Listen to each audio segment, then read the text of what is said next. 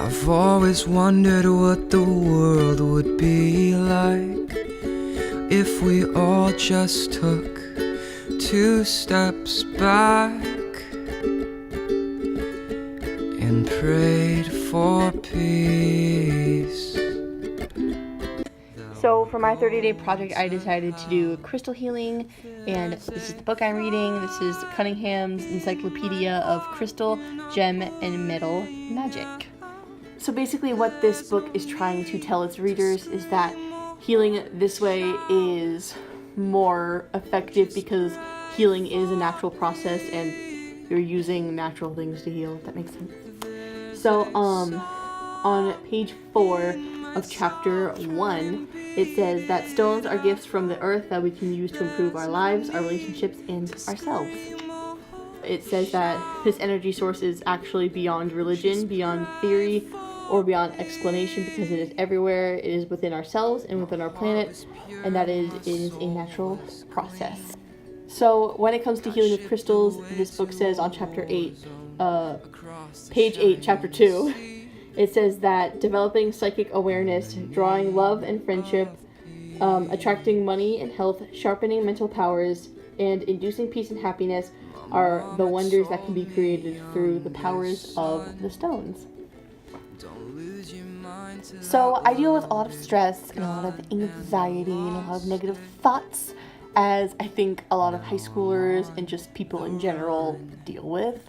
So what I'm hoping to get out of this is just become a better version of myself and a happier version of myself, and learn how to appreciate life a little more. And I think I can do it. I think I'm going to be able to. I think this is going to go well. I hope it goes well. So the very first thing that this book talks about is projective and receptive energies, which basically means, is the stone going to project an energy or is it going to receive an energy, if you know what I mean.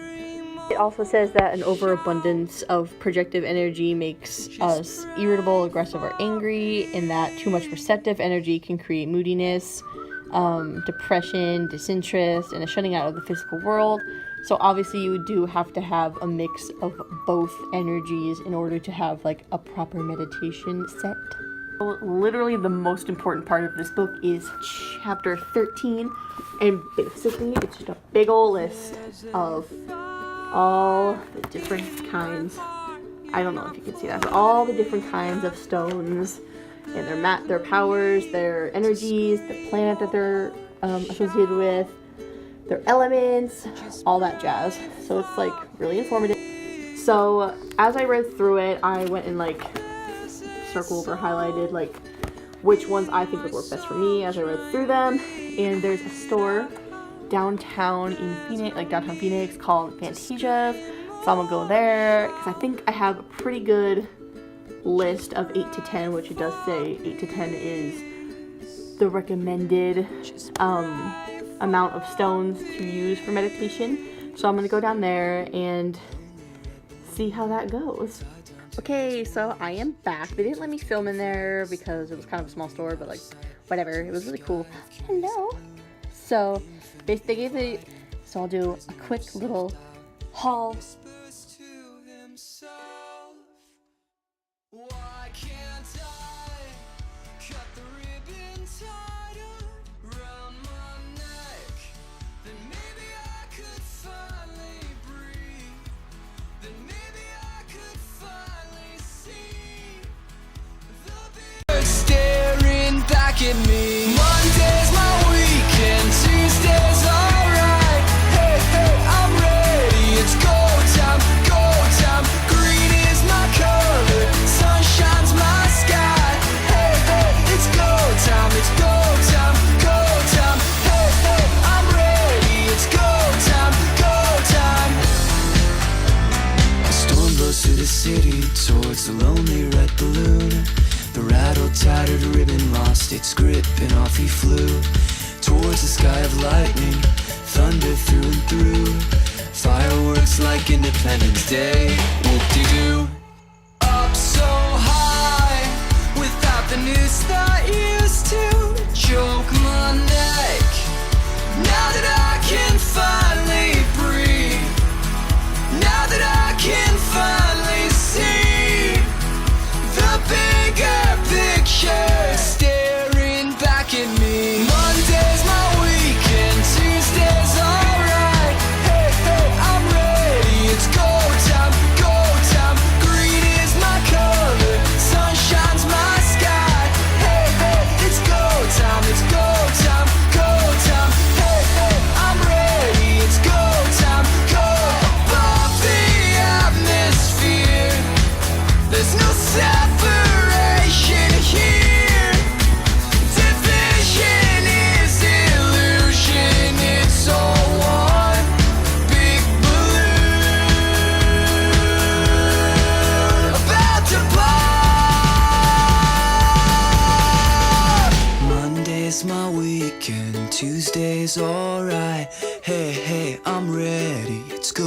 time, go time. Green is my color.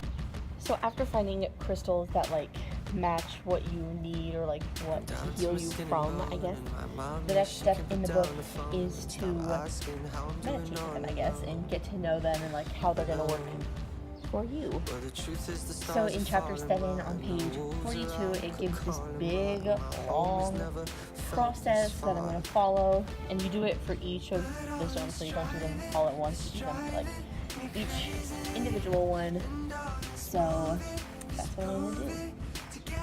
And on the same page, it says that this type of meditation is designed to be in the best shamanistic sense, to allow the stone to teach you, and that the universe is constantly speaking to us, and to remember to move.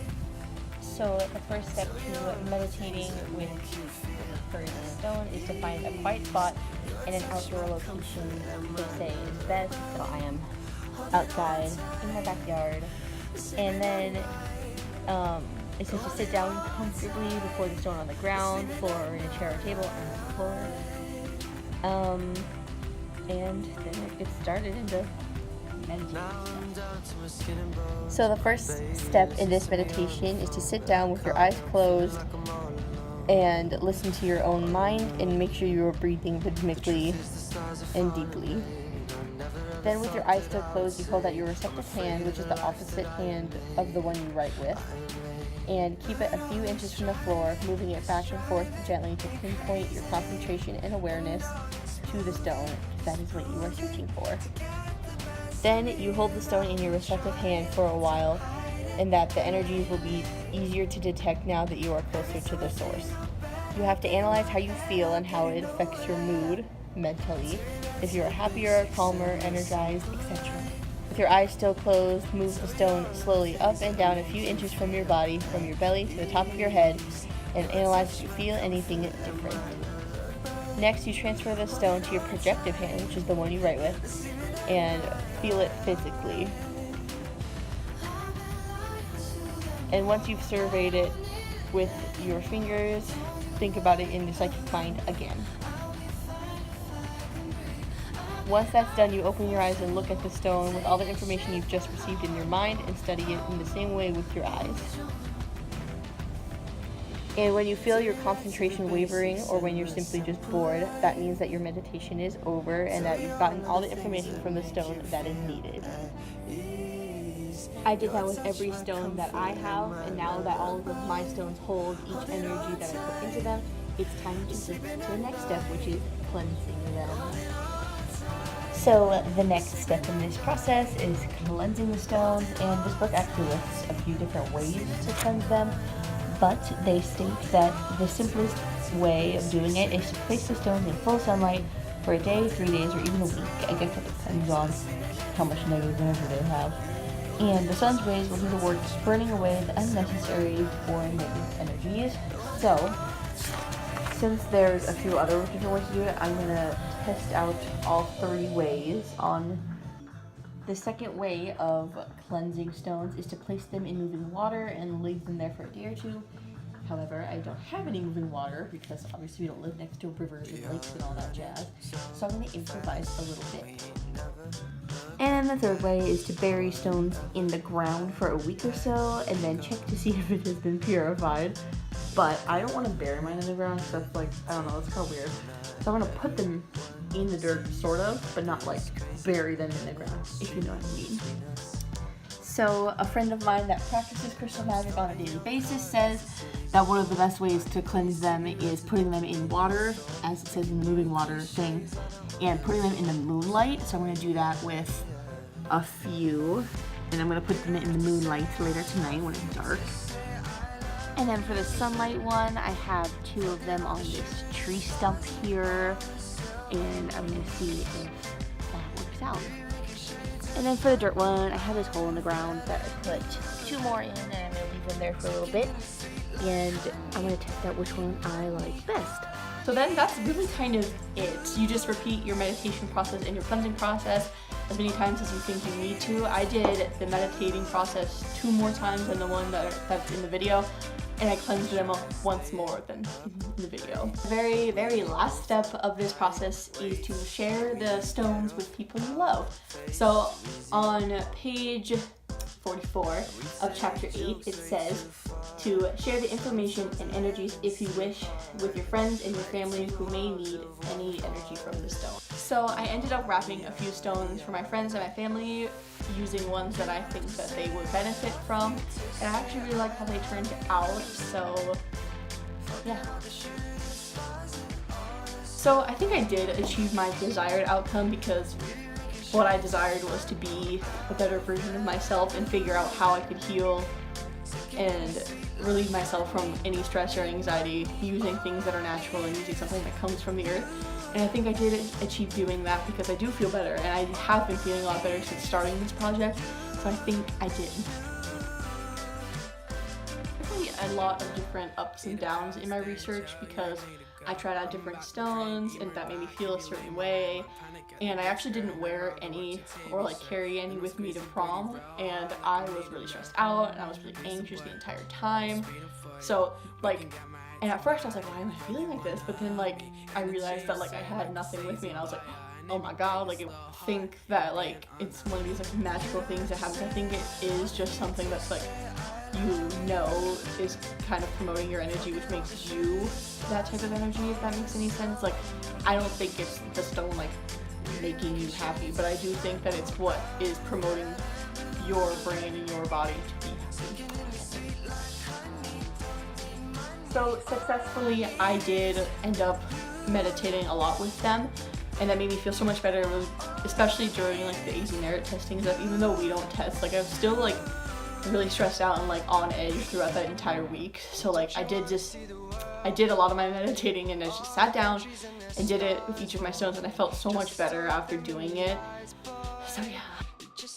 Difficulties I found, obviously not wearing one to prom was a huge difficulty, because I like felt really on edge the entire time, and I did test out a few different ones at work, and that kind of made me feel on edge too, because I didn't like have like the one that I like normally have, which made me feel a little weird. But all in all, I think that this was a successful project and successful outcome to learned during this project is that healing is possible without doctors or without medication or without speaking to someone that you're paying, I guess, if that makes any sense. Like, I can stop myself from being anxious or being on edge or feeling negative about myself or feeling negative about any other situation just by like remembering that this is like a stone that like is supposed to promote a positive and healthy energy. So like that makes me want to promote a positive and happy energy. I like it better because it doesn't feel like you're doing something to make you feel better from being sick or from being something that you're not supposed to, or something that's above the norm, if that makes any sense. Like, it just feels like you're doing something to improve yourself rather than fix yourself, as I think a medication makes you feel, or talking to like a therapist or a doctor makes you feel. Like, this just makes you feel like you're just there, and that's what I like about it more than anything else.